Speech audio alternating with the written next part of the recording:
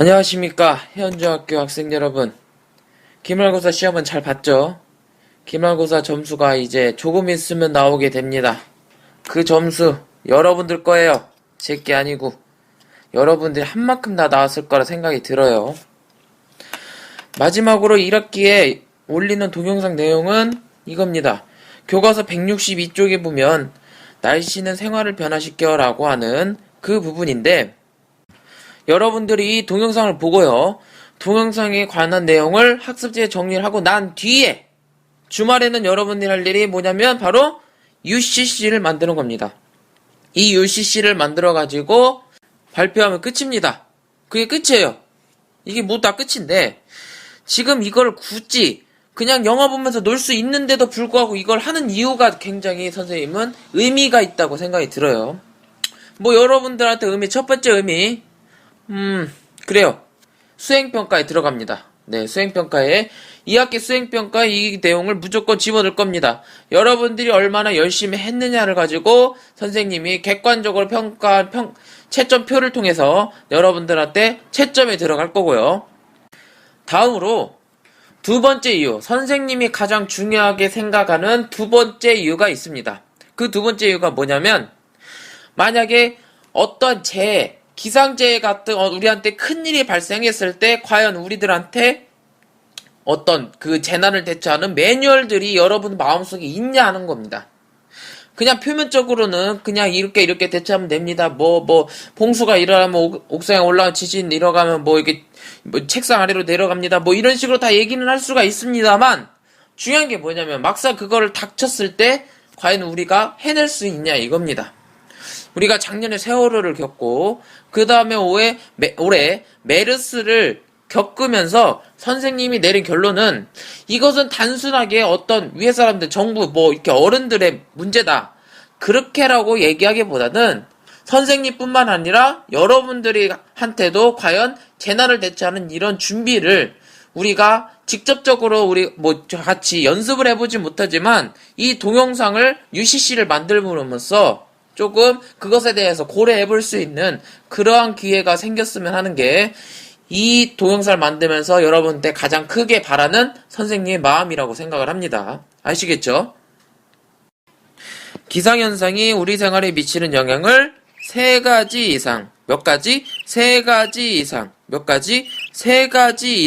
설명할 수 있다. 이게 이 동영상에서 얘기하고자 하는 학습 목표입니다. 우리한테 미치는 영향은 크게 두 가지로 얘기할 수가 있겠죠. 첫 번째는 긍정적인, 그 다음에 두 번째는 부정적인 영향이 있습니다. 이 긍정적인 영향과 부정적인 영향들 중에서 세 가지를 딱 뽑아가지고 기억하면 됩니다. 아시겠죠? 자, 첫 번째, 날씨가 우리 생활에 미치는 영향입니다. 날씨가 우리한테 가장 영향을 미치는 거, 우리가 1차적으로 가장 영향을 미치는 부분에 대해서 여러분들이 딱 머릿속에 떠올리는 게 뭐냐면 바로 이 농업입니다. 농업.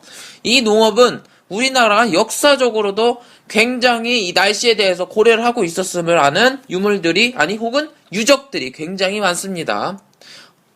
교과서에 162쪽에도 나와 있는데요. 추구기도 있고요. 그 다음에 선생님은 경주에 있는 아주 큰 유적지가 생각이 나는데, 그게 뭐냐면 첨성대입니다. 첨성대는 신라시대 때 별자리를 관측함으로써 그 연도의 기후나 이런 여러 가지 것들을 관측하기 위해서 만든 게 바로 이 첨성대라고 하는 건데요. 이처럼 역사적으로 이 날씨는 우리나라의 농업에 굉장히 많은 역할을 주었습니다. 구체적으로 파종이라고 하는 것은 씨를 뿌리는 걸 얘기합니다. 그 다음에 농작물 출하라고 하는 것은 농작물을 따서 농작물을 수확을 해가지고 소비자들한테 보내는 그런 과정인 출하인 그런 시기를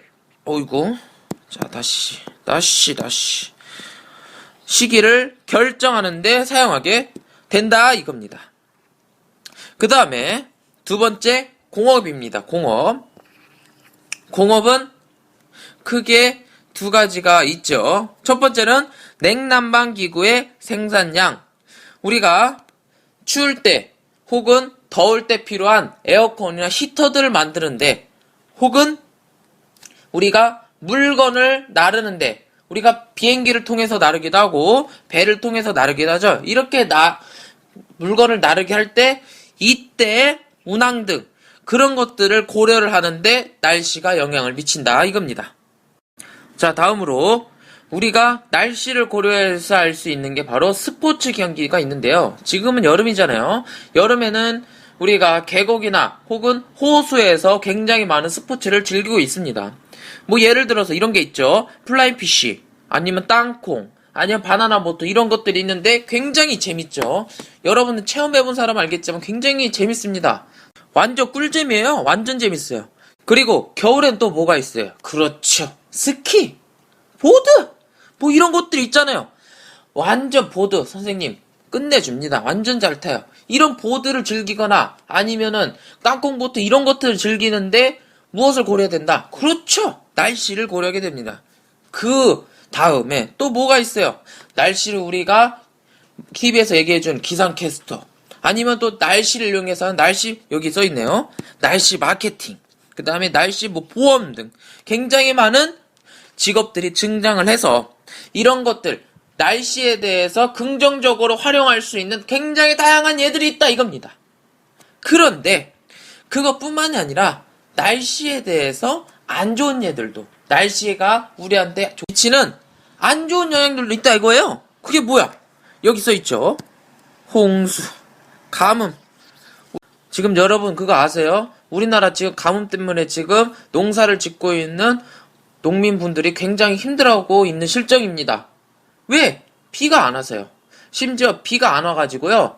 저수지가 말라붙을 정도로 굉장히 지금 가뭄이 심각하게 위험한 상태까지 갔다가 지금 조금씩 비가 내리고 왔죠. 그래서 해갈이라고 해서 우리가 조금씩 가뭄이 해소되고 있다라고 하는 게 지금 나타나고 있긴 하지만 아직도 그래도 가뭄이 완벽하게 해소된 상태는 아닙니다.